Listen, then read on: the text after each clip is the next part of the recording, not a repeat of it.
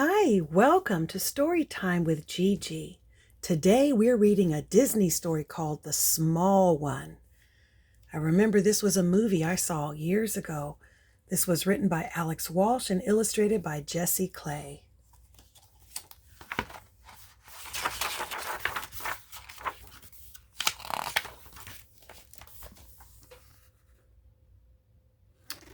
Once long ago, there was a little boy who lived outside a town called Nazareth. His father owned 4 donkeys. 3 of the donkeys were young and strong. The 4th donkey was old and weak, but the boy loved him best of all. The donkey's name was Small One.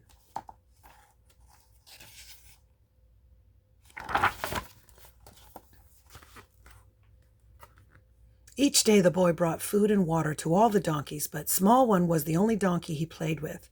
Small One was his friend. One day the boy was going to help his father gather firewood. "Are the donkeys ready yet?" his father called. The boy was feeding Small One. "Almost, father," he replied. "Hurry up," he said to the little donkey.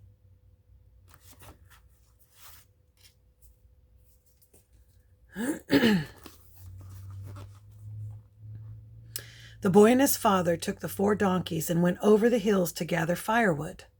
The father walked in front of the 3 strong donkeys. The boy walked behind, leading Small One as they went about their work. The boy tried to find the lightest pieces of wood. He knew that Small One was too old and weak to carry a heavy load.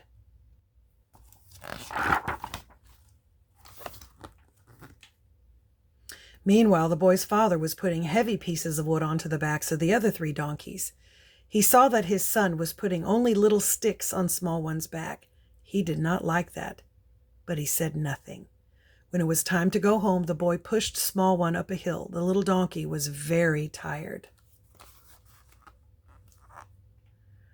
All of a sudden, there was a crash. Small One had slipped down the hill and dropped the firewood. The boy hurried to pick up the wood. He put a few pieces on Small One's back and carried the rest himself. When the boy reached the top of the hill with the little donkey, his father was waiting for him. He was angry.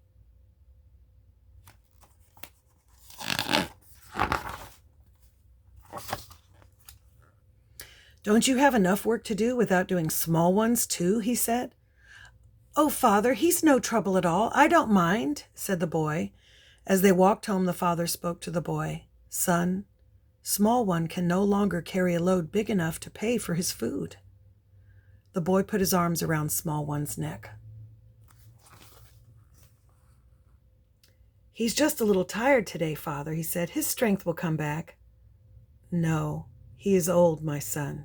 His strength is gone. We cannot afford to keep him any longer." The boy grabbed his father's arm. "No, father, you don't mean that." The father put his arms around the boy.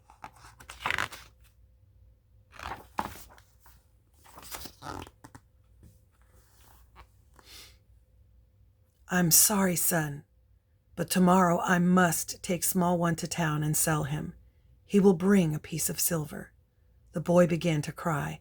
"No, father, no," he said. "You can't sell him. You can't." "Please, son, try to understand," said his father. "Small One is old. He should not have to work so hard. In town, he will have an easier life. You must be strong." As his father turned away, the boy said quietly, "May I take him to town?" "Very well," said his father. "You can leave in the morning and be home by nightfall, but understand, Small One must be sold." "Yes, father," the boy replied sadly.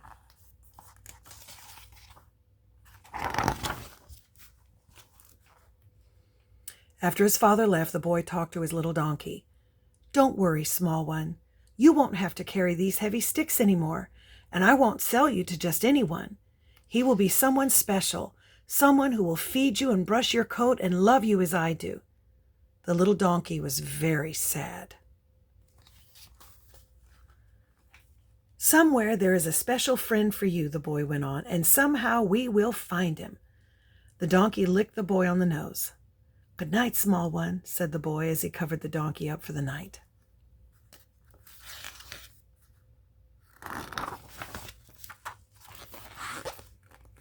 The next day the boy and small one walked over the hills to town. Soon they came to the town gates. The town was a very busy place. The boy and the donkey felt very small amid the legs of tall horses and camels and the wheels of many carts. At the gates, the boy and small one were stopped by a guard. "What do you want, boy?" he asked. "I've come to sell my donkey, sir," said the boy. The guard looked at small one and laughed. "I know a man who is in need of such an animal," he said. "Go to the third shop inside these gates." "Oh, thank you, sir," said the boy.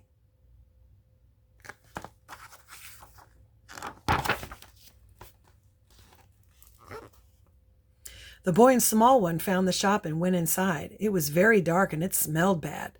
Some other animals were tied up inside and they looked frightened. "Now don't be afraid, small one," said the boy. They looked around. At first, they did not see anyone. Then they saw a man sharpening a knife.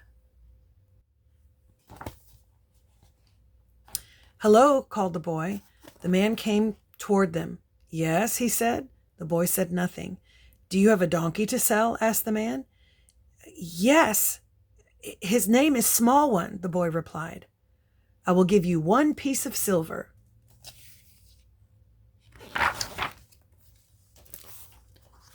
"Will you take good care of him?" The man was surprised. "I only want his hide, boy. I'm a tanner." "You want to make leather out of him?" the boy cried. 1 piece of silver," repeated the tanner. No, I won't sell him," shouted the boy as he and Small One ran out of the shop. The boy and the donkey ran through the streets. When they were far from the tanner shop, they stopped to catch their breath. "I'm sorry, Small One," said the boy. The little donkey licked him. Small One and the boy walked through the marketplace. They saw a potter working at his wheel.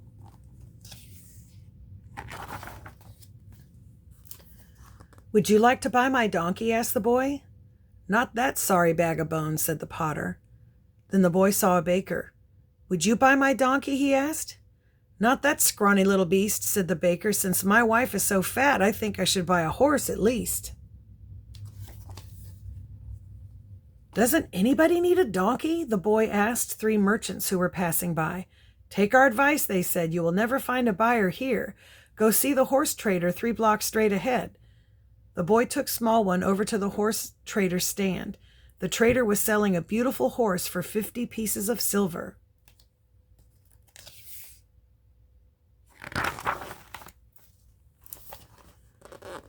"Please, sir, would you sell my donkey?" asked the boy as he led Small One up the ramp.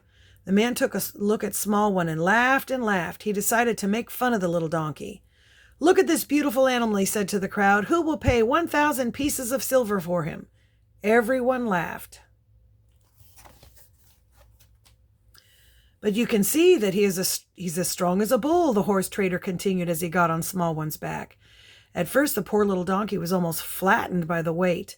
"Get off!" shouted the boy.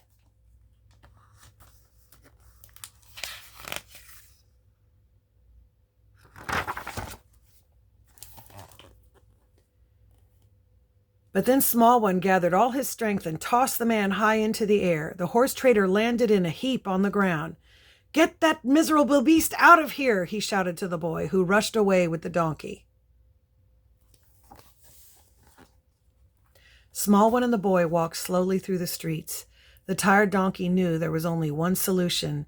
He led the boy back to the tanner's shop, ready to give up his life to help the boy. They were both very sad. The boy sat down in the street and cried. He put his arms around Small One's neck. Suddenly, he heard a man's voice.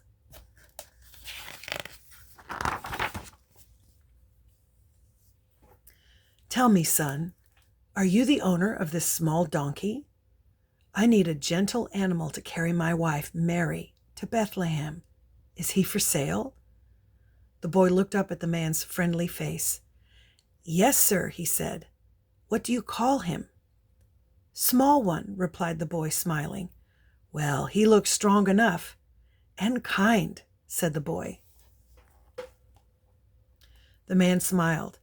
"I can offer you only 1 piece of silver," he said. "I know it is very little." The boy felt he could trust the man. "Oh, that's fine," he said. I just want small one to have a good home." "Well, my son, he will," said the man, rubbing the donkey's head. "I will take good care of him." Then he gave the boy the piece of silver.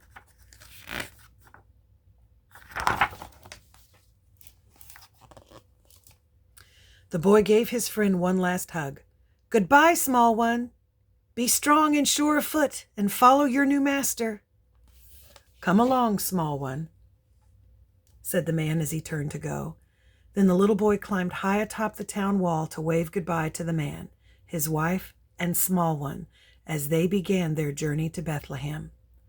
The boy felt sad and happy at the same time. He was certain that small one would have a good life with his new family.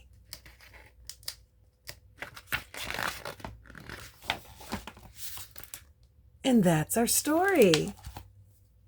I hope you liked it. Make sure you like and subscribe and share with your friends. Bye until next time.